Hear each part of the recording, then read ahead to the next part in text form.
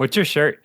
Oh, it's a GDQ shirt. It's peanut butter from. It is peanut butter. It's peanut butter. Oh, nice! Yay. We saw that they had peanut butter shirts, and we bought them immediately. Me and my husband. Are they matching? Yes, actually.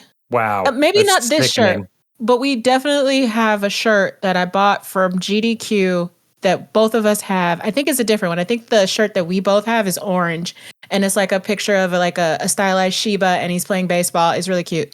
You have more than one peanut butter shirt. Yes, I do. My question is there, like, if I know the speedrunning community, people are now training other dogs to be faster at that game than Peanut Butter. Are there rivals to Peanut Butter in the dog game racing circuit yet? That would be so much work that I know that there are probably some gamers out there that would be willing to put in the work, because you've got to make the customized controller. You have to teach the dog to do it. And it depends on the breed of the dog. Like Shibas are like super high intelligent and they're like eager to do that shit. A collie would probably, like, I don't know what other speedrunners out there would be training their dogs. But here are the breeds that could beat Peanut Butter. A collie could probably beat Peanut Butter. Maybe a husky, maybe. But like number one with a bullet would be a border collie. What about a Homo sapien? No. Not a dog. I do think it would be very, very funny if we have Peanut Butter and everybody loves Peanut Butter, but then a second dog comes along that just completely embarrasses Peanut Butter on times. Yeah. That would make me laugh very hard. Just a much worse dog who like comes in as like far less lovable, but just clearing every category. The Ivan Drago of dogs. Yeah.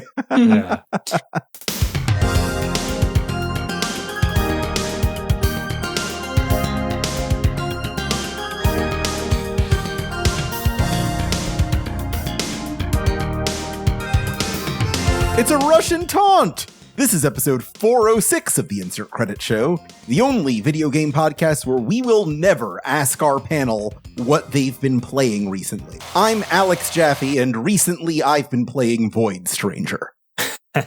I'm Frank Cifaldi, and recently I've been playing, I'm still in a dream here with Snake Eater, when I'm in here. Metal Gear Solid Delta. Oh, okay. Delta. Nice. Yeah. I was hesitant about, so I saw that Croc suit where he looks like he's in kids' pajamas. I don't know if you've seen that. It's so great. Have not. It's something they added to this remake. So there's a Croc hat. Are you familiar with the Croc hat? No. So in the first game, you can get a Croc hat, and it's just straight up a crocodile's head that you put on your head. Mm-hmm. And like you can crawl around and like freak people out. They'll be like, oh my God, a crocodile. They added a Croc suit to complete the ensemble in this remake / remaster. And I was excited to find it, and it turned out to be part of the $15 DLC pack on top of the $70 that I paid for this game. Just like Kojima intended. Right. So I was really just maybe on the fence and not wanting it, but clearly a little sad about it. And then my wife surprised me with a Steam gift from our shared credit card, mind, but it doesn't matter. Using your own money to buy your gift. That's cute. I just suddenly got an email saying that I got myself a Croc suit. So I'm crawling around looking like a moron. I'm going to ask you a question about Metal Gear Solid Delta, but after we get through the introductions. My name is Ash Parrish, and I am a basic bitch. I have been playing Silk Song. I'm sorry. That's what I'd be doing if Delta wasn't out first. That's what I'd be doing. Now, what is Silk Song? Oh, it's this like game. I don't know if you've heard of it before, but it's made by this 3-person team in Australia called Team Cherry. Incredible. It's like this, like just They worked for like 7-ish years on this game or whatever. It's like a sequel to something that came out before. I don't remember what it's called, but like they worked for 7 years on it and they finally released it. Like it kind of like flew by night like a week ago now. Yeah, it's this Metroidvania thing that's like, I don't know. I would not describe the time that I'm having as fun. I don't know what it is, but it is compelling. I am compelled. I'm not having fun. This is not enjoyable. I am still going back to it. Make of that what you will. Yeah, that's what I'm doing right now. A Metrosolzia. Yeah. We've got a guest with us this week, our very own editor extraordinaire, Esper Quinn. Welcome to the show. Hi, everybody. Esper Quinn here. Great. Thank you for having me. It's great to be here. Lately, I am playing Civ 5 because it works surprisingly well on my Steam Deck. And I know how to play Civ 5. And right now, I just need a game that I know how to play and I know that I'm good at and can eat as much time as I put into it. That is not Magic the Gathering. Is That's Civ fair. 5 the Sims 2 of the Civilization series? Yes. Sims 2 is the Civ 5 of the Sims series. That's what I mean, yeah. Like Civ 5 is like the most perfect, stable version of that game. Like I know what it is. It's intuitive. I can figure it the fuck out. I don't have to worry about whatever the fuck a district is in like Civ 6 and Civ 7 and all that bullshit. No, Civ 5 is like happy equilibrium. So I understand. Absolutely. We've got one more person on the show this week from Necrosoft Games, developer of such titles as Hyper Gunsport and Gunhouse and the upcoming title Demon School out this November. Brandon Sheffield is here. You didn't know you say, oh dear. Come on. Hello. Yeah. Yeah, oh dear, also. Oh dear is part of Demon School now. It exists as a piece of it. How much did I miss? We're doing the intro. We're doing the intro. Yeah, you're doing the I'm Brandon Sheffield but I'm not going to tell you what the prompt is. You're going to have to guess. I'm Brandon Sheffield, and I was 20 minutes late. Great. 25. 25. For the record, 25. Yeah.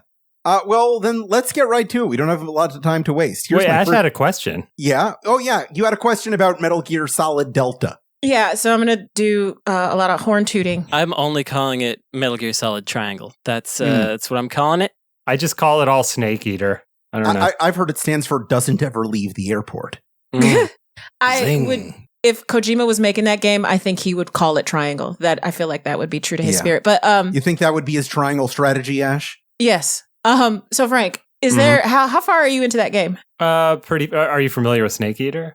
Yes. If you remember the sort of like stages of the game, I guess I'm like after the torture sequence and kind of running in the forest. So I think that's maybe like, I don't know, 3/4 through, something like that. That should be, you haven't climbed you haven't done the long climb yet, right? Yeah, a long time ago. That's mid-game at latest. Yeah. I'm hoping for Delta they did an extended Taylor's version of that song. That's what I was going to ask about. Because if I recall correctly, because I'm still in contact with Cynthia Harrell, I'm pretty sure she told me that they contacted her to do a new version of the song, and I wanted to know if you heard it. Ooh, I did. So it's. I mean, as far as I can tell, and I haven't gone back and checked. The recording in the opening and everything is a new recording. She's great, but there's something lost, I think, in the new recording. It's not as bombastic, I would say, with the instruments and stuff. Like it always sounded like a kind of a cheesy James Bond theme. I think that was what they were going for, and I liked when it would get a little bit, I don't know, just in your face with it. And this sounded like way too modern in its mixing, so it's a little disappointing. I don't know enough about this. If Vince were here, you could talk about it more. But I wonder if it's a victim of the loudness war that people talk about. Loudness war? Yeah. It's where loudness is just turned up on everything in modern mixing, and things kind of get. It's like supposed to be attention grabbing, but it winds up smashing everything together so that everything's on top of itself. I wonder if that's it, because it does not sound dynamic. But also it's not loud. Like it is played soft, but it is not dynamic. It winds up having the effect of just like flatlining, just everything's like super even because all the loudness is kind of maxed and leveled, and it just doesn't really. I think you might be right. I think it's that, and then also they just play it at a low volume for some reason, maybe because everything's maxed out and they're like, oh, it's too loud now. Right. So it just comes across as really weak. As a sound mixer myself, it's a tough thing to deal with, but you don't want to put Metal Gear Solid through a podcast filter and compress all the audio into one band. That's not how that game sounds. But as someone who went to that E3 and got the CD and literally played it in my car and stuff, that's a bit disappointing to me, the recording. But she was great. I'll have to ask her what all they had her do for that. And I know that she gets on Twitch and plays the game. And I know she was really excited about Delta because she was going to do it for that too. So I'll have to check in with her and see what she's up to. My guess is it's a licensing thing with the original performance or something, and they just had to redo it. Maybe so. And yeah. We are like on first name basis. Like I call her my auntie, and she calls me like every now and again to like, just check in like my actual aunt. So it's actually really cool. But I need to see all what they did, because I know it was like a big thing for her, because they weren't going to get in contact with her. But now they're like, people ask me to get in contact with her because I'm the only one, I guess, I know who knows her or has like her direct line. And so like they flew her out to Japan for like the 20th anniversary performance and whatever. And I know that she told me that Konami had given her a call about doing something with Delta, and I didn't know the extent of it. So well, you call them and insist on getting your 10% for doing agent work. That's right. I know, right? Yeah. No. She keeps wanting to pay me, and I keep saying no. So anyway, you deserve to eat 10% of that snake. Here is my first question. What is the most difficult console, both currently and historically, to develop video games for? I mean, the PlayStation 3? It is the Saturn, I believe, right? Well, it might be the Jaguar. Yeah, the Jaguar could be too. So in both cases, you could phone it in and just use one processor, and many people did. But actually taking advantage of the systems, it's Jaguar or Saturn. It's really among the like larger known consoles anyway. The Jaguar level console. Yeah, Jaguar level. Because I'm sure there's like some like weird little tiny things that are like impossible and never had any documentation. But the problem with the Saturn and the Jaguar both was that they weren't well documented and had complicated multi-processor architectures that, frankly, even if maxed out, weren't as good as their contemporaries. Right. And so that was also a big part of the difficulty, is like, it's harder to do, and it's still going to be a little worse. Like if you look at your average PlayStation licensed game from the later era, it's just like, it looks effortless. It looks like they just made a bunch of textures and made some nice polygon models. Put it right on that PlayStation 1 Unity. Yeah. They just put it on PS1 Unity.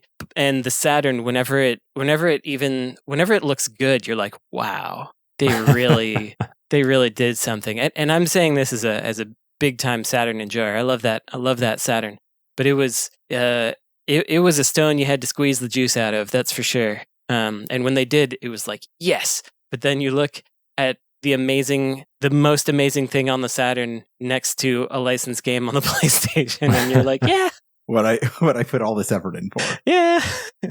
I think PS3 is kind of maybe third, but in terms of really mainstream stuff, but for similar reasons, I think. I don't really know. PS3 they figured out pretty fast because Sony got their documentation together, and then people were like, oh, I think it was more that Japanese developers were having a harder time with it because it had like multi-threading stuff, which was in use with Western devs on PC, but in Japan it was like a new thing, and so it was harder in that respect. And also the 360 at the time was much more like just a computer. And so in comparison, it was easier. But yeah, I bet it was tough to like, I don't know, develop for the Casio Loopy or something. It was like maybe, yeah. Well, I mean, the Atari 2600, if you want to go back that far, really just even NES and stuff like that, just in the days of like, you're writing assembly. You're literally like telling a chip what to do. Yeah, you're going from 0 to 1.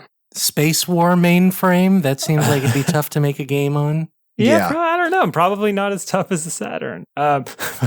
Because you know how this is in an era where like you understand everything the hardware is doing, and you were talking directly to it. Sure. Whereas the Saturn, that's also true, except that there's like 3 different computers in there, and they have to talk to each other. But with the Atari specifically, it's a really fascinating system for a lot of hobbyists, and you see a lot of homebrew and stuff for it. You see people like Ed Freeze retiring into making homebrew Atari games because it's really fascinating how you can kind of do absolutely anything you want on the screen, but also the limitations are insane. And so like I think people are really compelled by that push and pull of making something cool on the Atari. Yeah, that one like furry mascot game with 2 names that I don't remember, 2 character names that's on the 7800. Yeah. That just looks so good. I can't remember what it's called. It doesn't run on hardware that would have existed at the time, though. It's unique cartridge hardware, unfortunately. But yeah, well, that would explain it. And then I guess maybe as an aside, today Saturn is now the hardest again. Like for homebrew and older stuff, people make Jaguar games all the time. But do they make like proper 3D They don't make ones? proper 3D ones. Or are they just doing Amiga ports? There's Amiga stuff, but they're like messing with it. They're not trying to.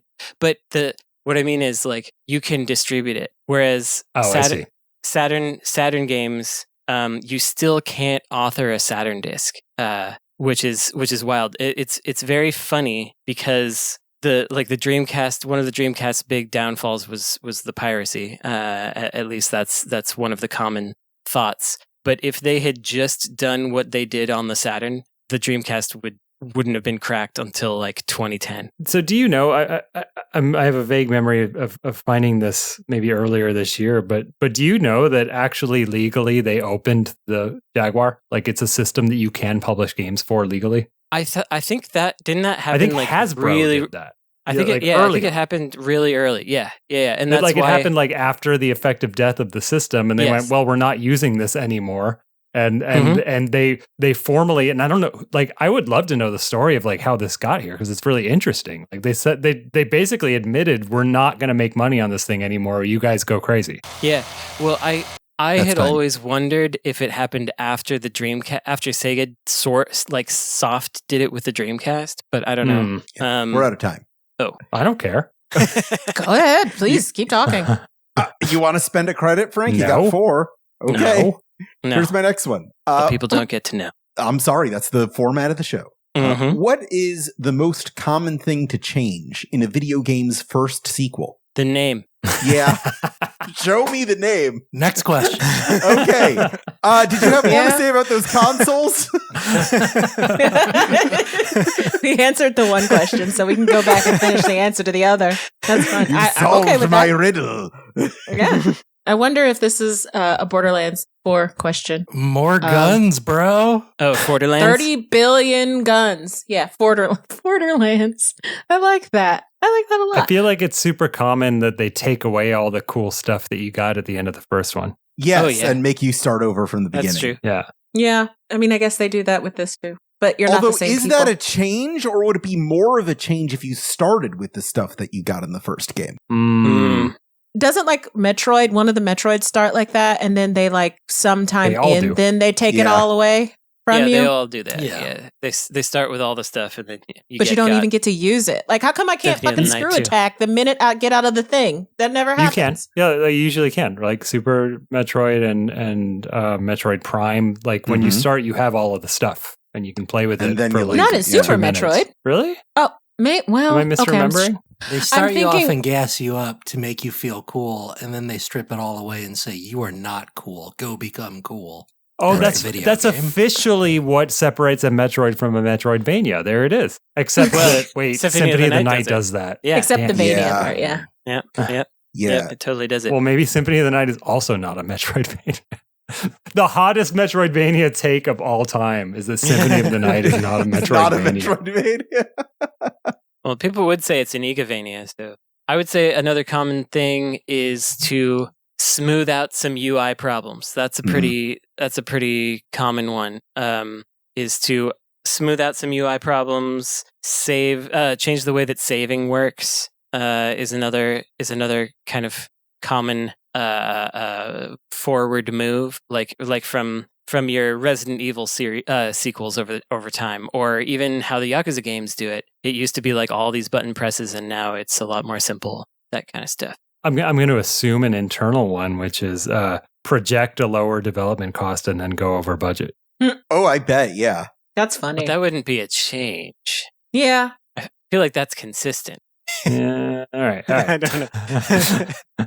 Speaking specifically about second games, I think adding a buddy character happens a lot. Oh, yeah, that's a big one. You got Tails, that's you got true. Miles Morales. You got that flying dog that follows you around in Spider-Man 2. Yeah. Super Dog. Yeah. There's I think adding buddies is a thing. That's especially a Sonic thing. Every Sonic you gotta have very much. Yes, more friends. So You got to have a new buddy and a new character who's evil Sonic. Right. In Pokemon, it's like 100 more buddies. 100 more buddies that have gone deeper into the spreadsheet of what kinds of objects can I think of. Yeah. You got your trash Pokemon. You got your ice cream car Pokemon. Keys, yeah. Yeah, your car keys Pokemon. You got your eyeglasses Pokemon. Yeah. What I like to imagine happened with the car keys Pokemon is they were thinking, what else do you keep in a pocket? And we're going to be seeing like a wallet Pokemon or Candy bar Pokemon. Candy wrapper Pokemon. Isn't the lore with those things is that those items are just haunted by a ghost Pokemon? Like, isn't that like a Sinistee like thing? That's their whole deal? I think sometimes that's the deal. Other times it's like a fairy thing. Oh. I think Mimikyu is the best original Pokemon they came up with for a long time, and that was probably like 10 years ago at this point, 10 or 12. The concept there was, what if we made a Pokemon out of Pikachu? Which is a very funny idea. Yeah. I'm enjoying this little slow drip of all like the mega evolutions for what is it? Legends Z or whatever the hell is the next Z one through coming? A, I think is called. I can't think of it. But yeah, like you get the mega evolutions, and this new one looks like a spinal cord or whatever, and I think it's kind of cool, like a gay RGB spinal cord. They're having trouble of thinking of two things to put together. I like the one that's just two mice holding hands. That's a fun idea for a Pokemon.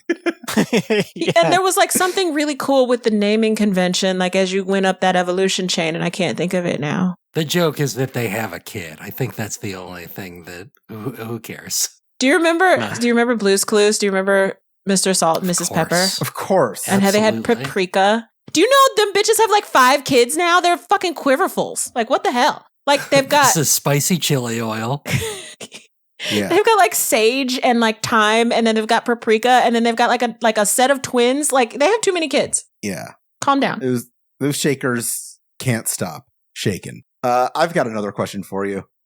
So Rockstar Games recently declared that Grand Theft Auto 6 would be the very first Quintuple A game. Yeah. So I need us to figure out what each of those A's stand for. I just appreciate that they're getting in a big dick waving contest with Ubisoft in their quadruple A games. Yeah, that's fun. I mean, that is what it is. But clearly, they wouldn't call it that if each of the A's did not stand for a core value of Grand Theft Auto 6. And I want to figure out what that is now. Oh man, if you made if you made a really high budget adult game like porn game, and you could call it a Sextuple A game, you'd be in business. Yeah.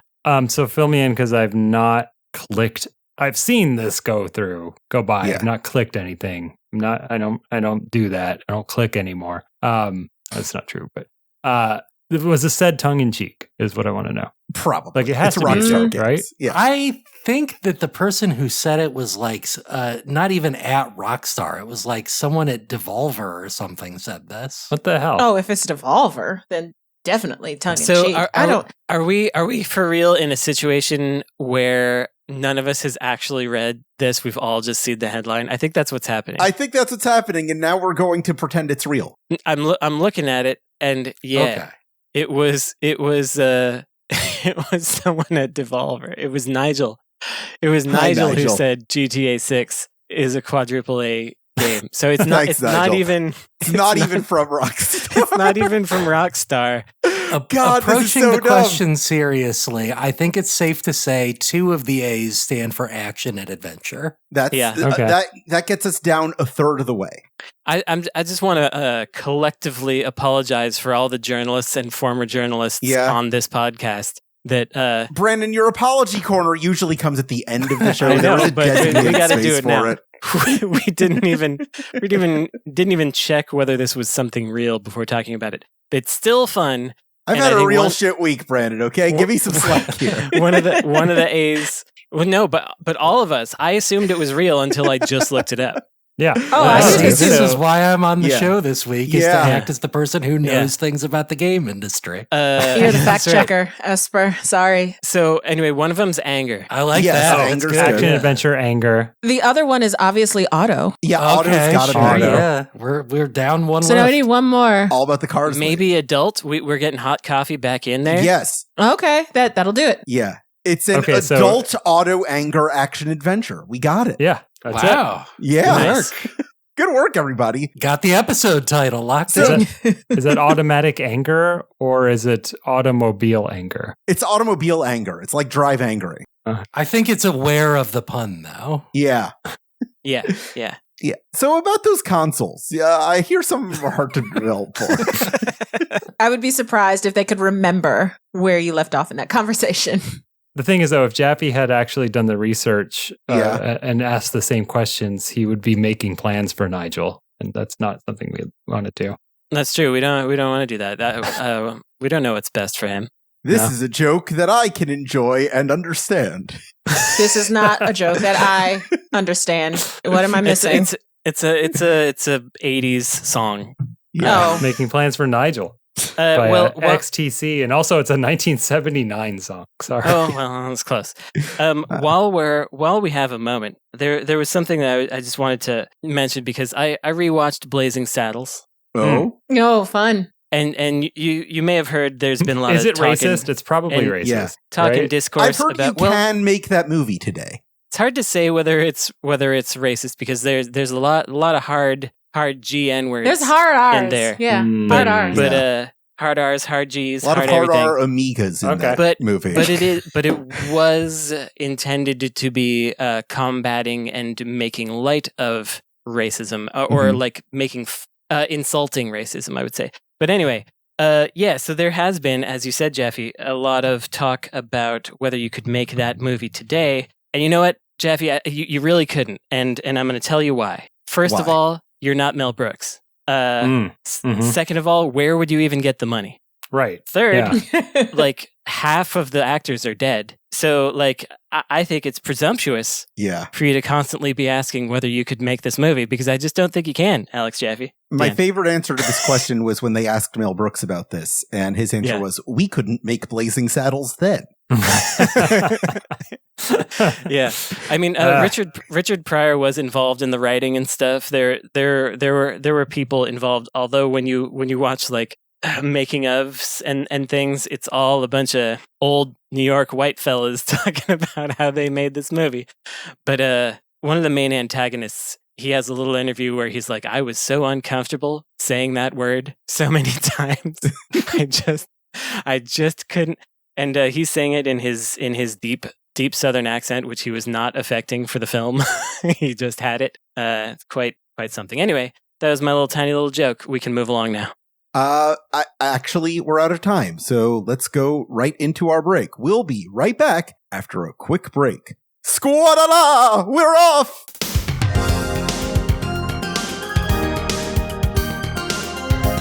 Oh boy! Oh, you're doing it manually, huh? Manual, yeah. That saves me a lot of work, actually. Yeah, I really appreciate that. I heard Esper's protest that it would be harder to edit into every episode, so I thought the solution is to hard code it. Nice. I like that. Perfect. Squad-a-la! We are back! It's time to go to the question hole. This is the part of every episode where we take one of the questions that have been plunked into the hole by our generous, sexy listeners who subscribe to patreon.com/insertcredit, get access to that form, get monthly bonus episodes, other fun and interesting surprises. This week's question comes from an anonymous source who says, "Why do so few indie games share their price close to launch? Demon School's price being on the eShop weeks before release is a rarity amongst games I'm interested in. Even Fangamer's off-port didn't share a price until after launch, and I'm curious why this is so common." Well, I think it's one of the last things you think of, and it's also not like it's not very exciting. You have to have you can't edit your store page that many times, really. It's a complicated and obnoxious process. Steam is easy, but like the Switch and Sony backends are like, it takes time to do that stuff. So you kind of only want to do it once. If you and you can't even have your Switch store up until you've gone through cert. So that's another reason. But I think it's just not something that people care about very much on the dev side. Consumers care about it a lot more, obviously, but it's not a priority. That's my feeling. Anybody got any other thoughts? I mean, I don't think I do. I mean, there's got to be some sense of like the price is just kind of a gamble every time anyway, and you know, if it's not hurting us to wait and sniff out the market right, you know, right up to the edge, like why bother doing it, right? Mm-hmm. I would also think that if you don't have retail commitments, you don't have to set that price ahead of time, like a Sextuple A publisher mm-hmm. might. Yeah, and when you announce your, I mean, you don't announce it. Like nobody cares when you reveal the price, except for people who are going to complain. So it's not a really exciting part of the process. You know, it's not like you just don't get anything out of it. Yeah, you don't get it. There's not going to be news stories about your price unless something interesting or weird happens. Unless it's $20. Yeah, unless it's $20 and people think it should be more or less. Yeah. Well, also, like nobody would have cared about the price of Silksong if it weren't popular, which is, I assume, what you're referring to. If it were just some random game or some random Metroidvania that was $20, nobody would care at all. It's only because it's already popular and people are like, we got to find things to talk about with this. We got to every angle of it is content. Yeah. Pretty much, which is, you know, makes my job harder. Like we're working on our Silksong coverage right now, and I did the Borderlands review, and that came out today. And I was thinking, like, Borderlands is a game that I didn't play very much of before because I know that I'm going to play this game through with my husband because that's the kind of games that we can play together and not kill each other. Like, it's easy, it's fun, it's simple. We don't have to worry about like platforming or anything like that, fucking up or anything like that. Not hard combat.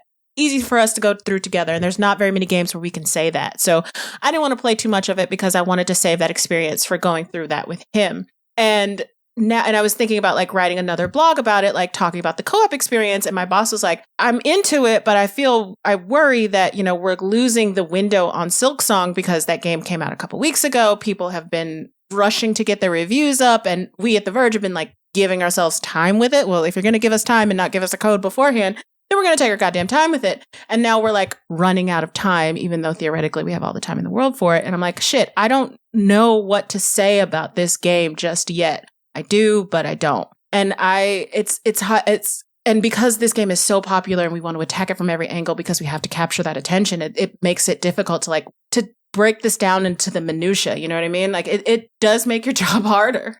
So editors are still doing the thing where it's like, we have to be at the same time as the 30 other websites. Like I've never understood that. Not necessarily at the same time, but there is a pressure to get it out soon. So when Silksong came out the 4th, everyone else right? did.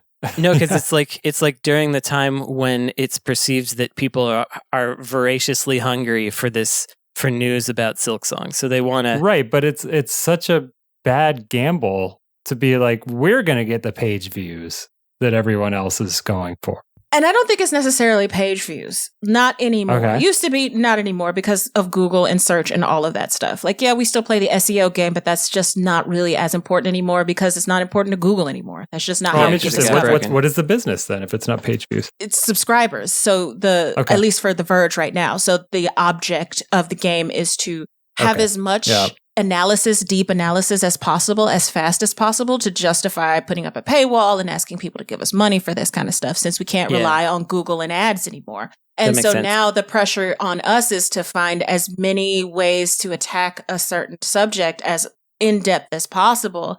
And that's really hard to do. That's just really hard to do when A, you're still playing through the fucking thing because it's hard shit. And B, it's like, what can you what can you say about this game that hasn't been said about all the different types of games over and over and over again, you know? Yeah. So you want to like try to get an interview with them, which is hard to do, or you want to like do something that other people can't do, which is hard to do. Find somebody whose mom died in the middle of playing the first Hollow Knight, and now they get to reclaim their memory or one of those kind of things. Well, or you just hyper fixate on one thing. Right in the game that a lot of people relate to, you know, something like that. I don't know. That's like I'm actually about the bugs. I'm really like kind of glad to have realized that I don't know what this business is at all anymore. An entomologist reacts to Silksong. Hey, there's an idea. Yeah. Let's do it. I would watch that. Let's do that entomologist one. Yeah. Here's my next question. What is the main reason that someone will buy a video game? I really thought you were going to do the thing you've been doing lately where you just make up the next question based on what we're talking about right now. And I thought you were going to be like, what's a good headline for Silk Song? I'm not I was interested in predicting Silk Song. it. I was Silk wrong. Song does not need any more press from this podcast. All right. If you haven't gotten your Silk Song material in now, you're too late. Yeah. If you're in line, get out of line. We What missed was the window. question? Yeah. Quickly, Frank, you brought up like what's the headline for Silk Song? This is very funny. This happened today. So I put out my Borderlands 4 review. I got an email from PR asking, because they'll do this every now and again, like, oh, can we use a quote on our marketing material, whatever. And they wanted to use a couple of the things that I had said about the game. And the thing that was tickling to me about it is like the headline that I have for this review is like Borderland turns off your brain and turns on the fun. And so they wanted to use that quote. Okay. They want to use that quote, but they specifically cut off the turn off your brain part. So it just says turns on the fun. And I thought that was really funny. Like you're missing important context here. Right? I hope you said no. I sent it to my boss. Like, why not? I don't care what they do with that shit. I don't know. I did that with the last Demon School trailer. I did the thing that all the movies do because I thought it was funny, where I went through previews of Demon School and I didn't do it. I didn't take their words incorrectly. The context, they were still being positive, but I would just put fascinating, and I would just cut out all the other words in the sentence. Oh, the good joke would be PC if you did the CIA blacking out of the rest of it. Yeah, that would be good. My favorite thing when they do stuff like that is that you'll have this big screen with all of the different words that have described this game, and then you look at the outlets and it's like God is a gamer. Or some shit that you have never heard of in your entire life that are giving this shit 5 out of 5 stars or whatever. I have heard of God as a gamer, but I think they exist only for this purpose. I think that their entire business model seems to be making quotes that get in the trailers. Yeah. It's the only way I've ever seen them. They're the one that comes up the most. Yeah. I think the most vivid memory I have of this pull quoting is of The Matrix 3. The Matrix, I think Revolution was the third one, where the big pull quote on the poster was visually stunning. And that was the first time I had the thought, oh, they couldn't find anyone to say anything about this. Yeah. I've looked up some of those and some of those kinds of quotes, and sometimes the quote is truly amazing. And it's it would be truly amazing if you came out of this having a good experience or something like that. Yeah, truly amazing for me to poop on. Yeah. And there was that one that famously, I don't remember which one it was now, where all the quotes were made up but also from made up newspapers that didn't exist, like the Texas Star. And you're like, oh, that sounds like it exists, but it wasn't real. Oh, yeah. That was one that was AI generated, right? There was a turning point in the 2010s where they would just get them from Reddit comments, and it would be some user. Yeah. Oh yeah, I remember the user post the Twitter handle. Right. Mm-hmm. So there was a cable TV show I was on, The Toys That Made America. They interviewed me about Nintendo, and I've not watched it because that stuff's really embarrassing to me. Yeah, I was. And there is now, I think they cut something I said way out of context. And it is now a meme within the Video Game History Foundation Discord to show a picture of me on the History Channel with a subtitle that says, "This is epic." In context, they were asking you who made Fortnite. Yeah, exactly. Yeah, I'm sure that's what it is. Something like that. I was on one of those documentaries that came out either last year or early this year. No, which one? I told you the Nintendo one, and the video games that made America or whatever. I was on the Nintendo one, and I think the Minecraft one. I can't even remember now. About that. Yeah, my husband made the entire family watch it. It was quite horrific, actually. Mm-hmm. Aww. I feel that television producers are extremely predatory people, and you should avoid them. Yes. As a former television producer, I agree. Brandon, you ever been on TV? Well, I had a cable show at USC where I went to college. That sounds right. And Doing what? Well, first I was supposed to just be the writer, and then I started being the writer, producer, and then I started running the camera also, and then I started being on camera also. So that's what happened. As you drove the crew away, person by person. No, it's true. No, people kept quitting because it was the writer was so hard to work with. It was an unpaid volunteer show, but it was like one of the best rated and highest circulated shows that USC had. But still, people were like, "Why am I doing this?" But what was the show? Like, what were you doing? It was called Trojan Vision, and it was not supposed to be like MST3K. It was supposed to basically be like you introduce short films, student short films that USC owns because they own the rights to every film that you make while you go there. Mm. And what was supposed to happen is the host was going to like comment on them or say insightful things, but I turned it into a comedy jokes show. And I stopped even watching the films and just went based on the title. And then I started just writing complete narratives that had nothing to do with the movies. and then I did steal some MST3K, one aspect where it was like the people behind the camera were forcing the guy who was there to watch these movies, but he was trying not to watch them. And so that was how, and then I came on as like a production assistant. That's a fun or like subversion. A zombie or whatever. Yeah, it was actually a pretty good show. That was how I got offered a job at G4, the Gamers Network. The Gamers Network, and this was in 2003. And the job that I got, I mean, I applied for it to be clear. The job that I got offered was to write and direct an entire show by myself for the wage of $25,000 a year. Wow. I would have to move to Los Angeles with no moving bonus. And they were like, yeah, just come and run a show for $25,000 a year. I feel like that's what they were paying all those like YouTubers who jumped on that rebrand. Yeah. So even back then I was like, you know what? That's not enough money and I'm not going to do it. Even though I was living at my dang mom's house and wanted to leave and hadn't. Well, you couldn't leave on that salary. It's impossible. I spent 8 months trying to get a job, and I was like, I'm not doing it. I'm not doing it. All right, I have my pride. All right, did we kill Jappy's question? Whatever it was. No, you have fully answered it. All right, great. Yeah, perfect. Time to go on to our lightning round. This is a very simple game. I'm calling it Clown Car. I am putting 3 minutes on the clock. All you have to do is name as many clowns from video games as possible, and whoever names the most wins. You can't rename clowns, and I'm going to say no clowns who are like not originally from video games. And we can't look it up. No, you can't look it up. Of course. Here we go.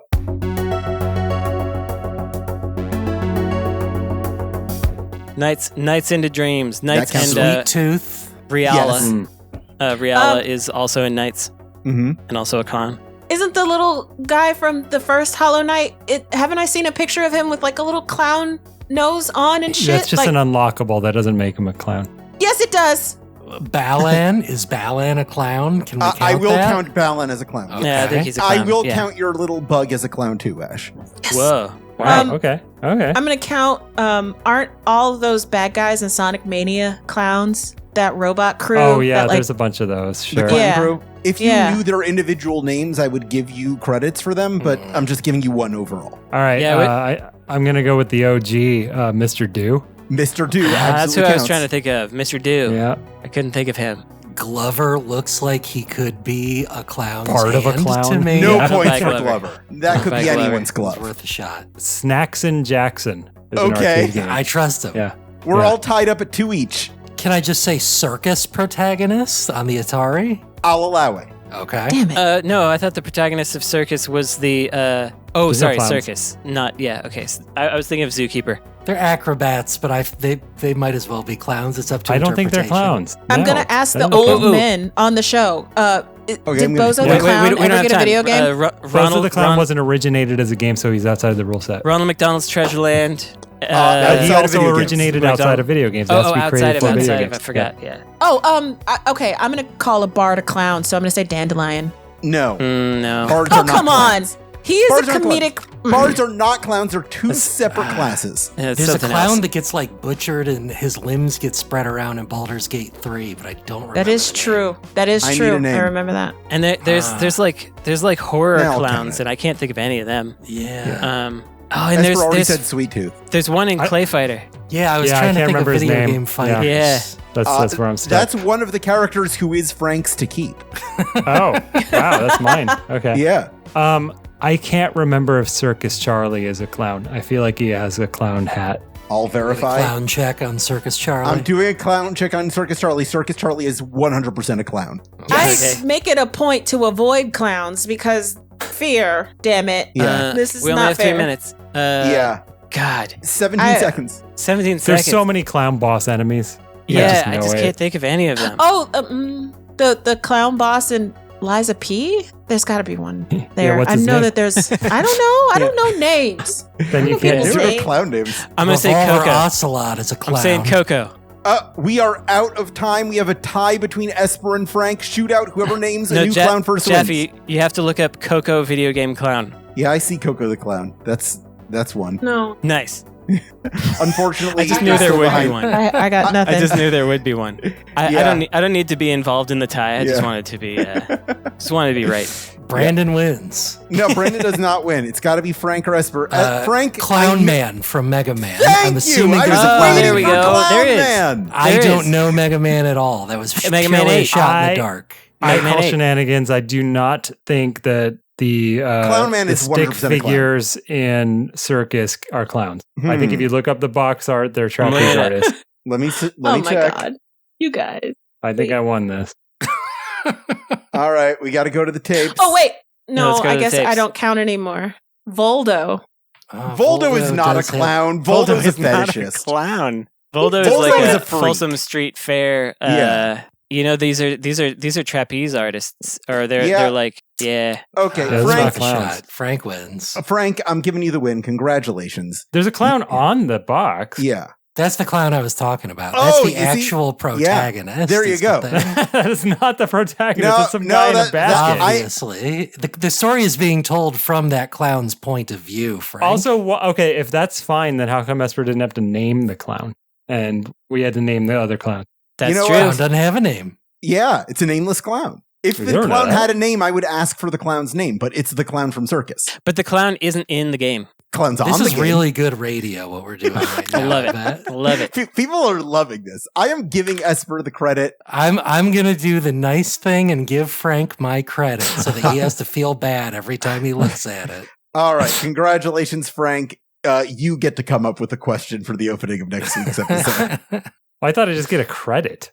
This is a special credit. This is the guest credit. Fighting can you only every be step spent. of the way on this. Yeah. Well, I would like to then reiterate that I think you should stick to your own rules on the insert credit. Brandon 3, Ash 3, Frank 5 are the scores at the end of this episode. Boom. I do think Clown Man was a good one. I'm Clown Man. I'm Clown Man. I'm Clown Man. I'm Clown Man. Clown Man has an annoying child's voice. Oh, you know what? Esper won. Why? Why do you say this? I pulled up the manual. Yeah.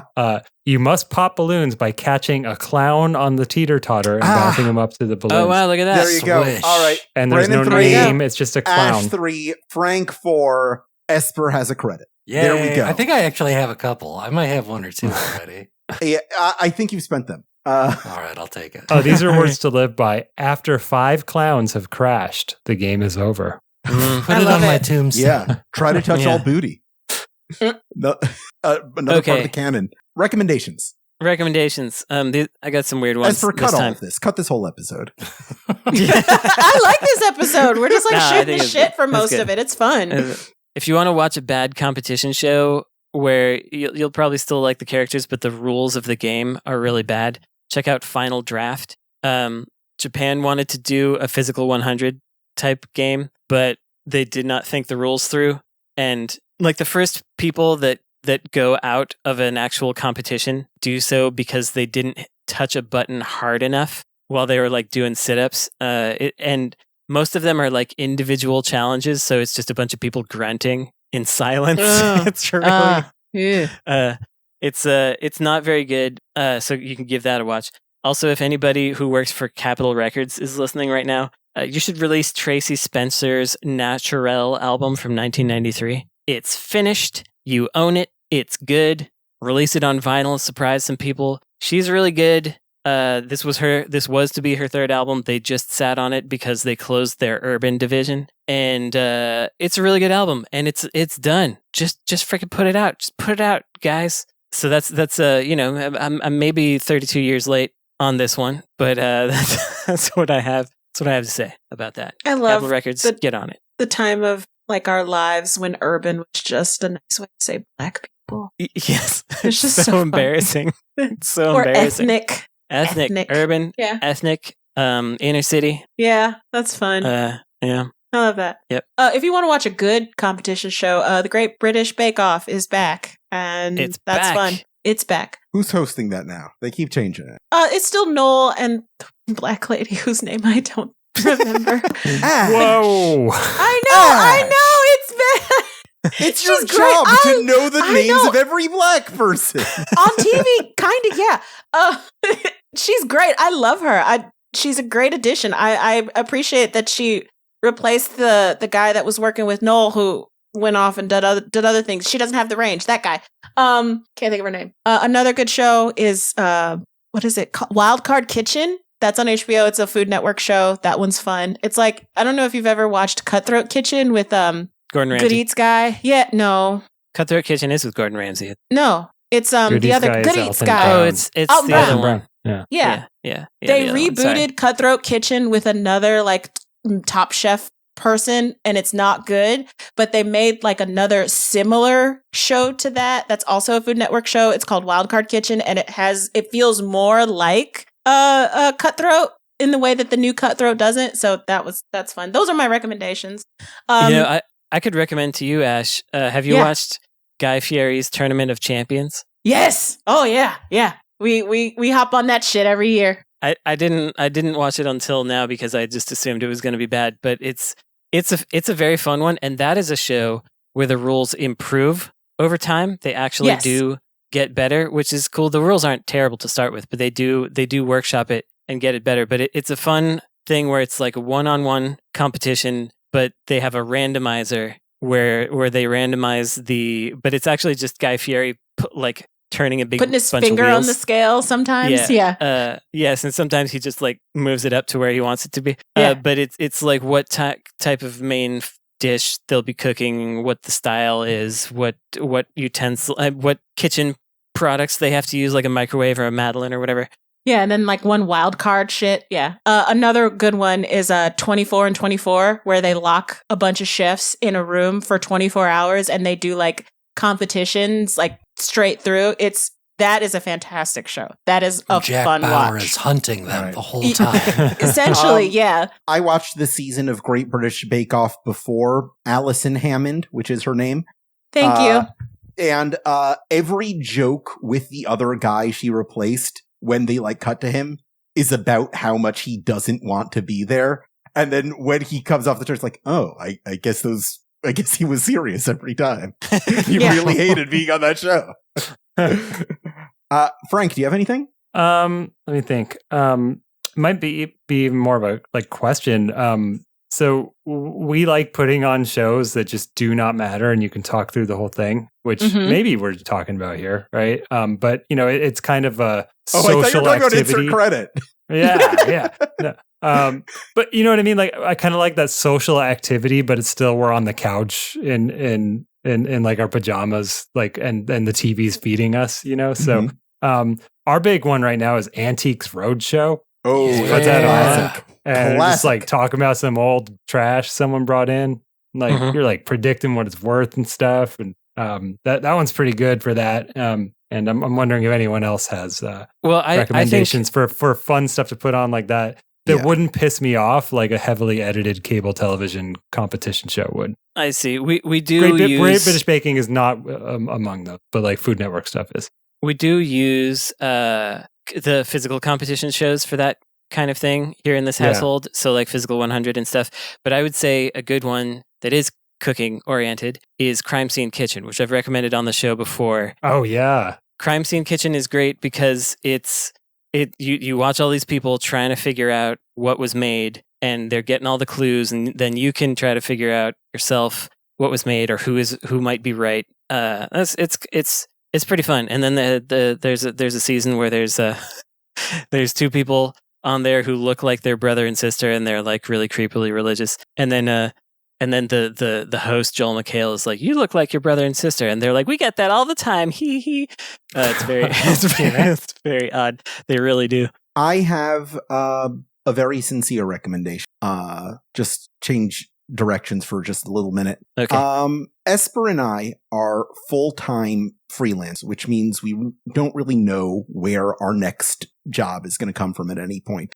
Insert Credit has been a huge boon to both of us since we brought it back, and we're so grateful to be part of it. We literally depend on it to like feed ourselves and house ourselves. So if you like listen to this show and enjoyed this show, it really does go along, like, support the patron. And I'll also say, like, if you need someone to like edit an audio or video program, Esper's available. You can get in touch.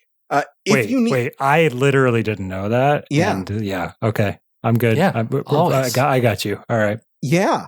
I'll also say that if you need someone to host or moderate a project, or if you need someone who has like a stupidly in-depth knowledge of comic books, or someone for like a voiceover project, I am also available. And you can get in touch with us at show@insertcredit.com. If you have a message for Esper, I'll send it along that way too. And that's besides my usual message here, which is that... Can I actually sneak a couple things in too? Yeah, go for it. I just want to say today is my 9-year anniversary with my partner, who I love very much. Happy Go follow anniversary! Rippy on Blue Sky, RIPPY.BSky. Whatever it is. Hi, Rippy. Rippy names a lot of these episodes. A lot of the episode titles come from Rippy. If you've ever watched the show, some of the footage is done by Rippy. Love my partner very much. Also, tomorrow is my mom's birthday, so happy birthday to my mom. Happy birthday, Esper's mom. Happy birthday, Mom. In terms of reality shows, I'm watching Big Brother. Don't watch it. CBS makes too much money from it. They're evil. But God, I love this shitty show, everybody. That's my recommendation. Don't watch Big Brother. Well, combine that with my recommendation from like 50 episodes ago to own your own media, as I like to call it, and go watch that. Definitely. And I'll just say that what Jaffe was talking about is a big part of why I've wanted to revamp the Patreon, and I'm gonna do it soon. I just haven't had the time because of things. But we do give a much larger share of the money to Jaffe and Esper in order to keep them alive. So very appreciated. Yeah, it's like what the money is kind of for. Like Frank and Ash and I take and some of it because I feel like everybody who works should get paid. But a big part of the reason I continue to do this show is because I know that it supports the livelihood of two people. So think about that if you wanna put some money in the Patreon. It really makes a real impact on the people that work on this show. I was just gonna say, like, this is the bread and butter for Esper and Jaffe, but like, yes, I have a full-time job, but like the money that I get from Patreon covers a couple of bills, and we're gonna have a lot coming up in the future. So it helps me too. Like, and I absolutely need it. So. And again, if you've got something that an Alex Jaffe or an Esper Quinn can contribute to, our schedules are available. You can leave a review for this podcast on wherever you review podcasts, like B-Side Beats, who wrote "Happy Birthday, Ash," or WD Code9, who wrote "Happy Birthday, Ash." Yeah, it was really nice. I didn't know you did that on the forums, and it was really cool. We got it. We got it. You can keep our show running by sponsoring an episode or putting an advertisement or personal message in one of our ad breaks by writing to show@insertcredit.com. You could join our active and lively community at forums.insertcredit.com, or find us, if you're not already there, on youtube.com/insertcreditshow. If you are, welcome. Congrats, you made it. Go ahead and get ready for Demon School. It's coming out. Subscribe to The Verge. And check out the Video Game History Foundation. This episode is edited by Esper Quinn, with music by Kurt Feldman. I'm Clown Man. I'm Frank Spaldi. I'm not a clown. I'm Ash Parrish. I am a clown, but not in the way you think. I'm Brandon Sheffield. I'm not a cat. Remember, you know what I'm talking about? No. There's that one lawyer who he's like, I think my daughter. I'm not. I'm not a cat. Put a filter on here.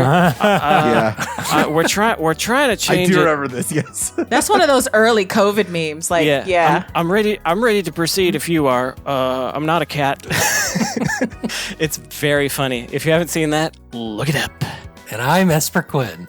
And this is Epic.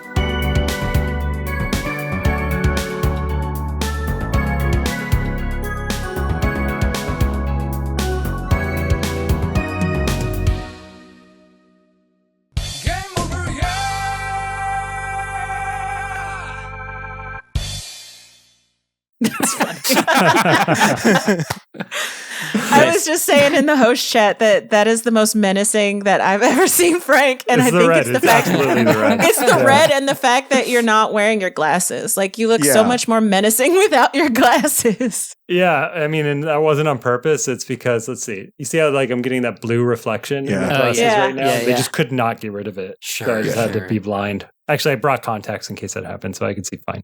You look like you're saying, Mr. President, this is epic. It does look You don't understand. You don't understand. Mr. President.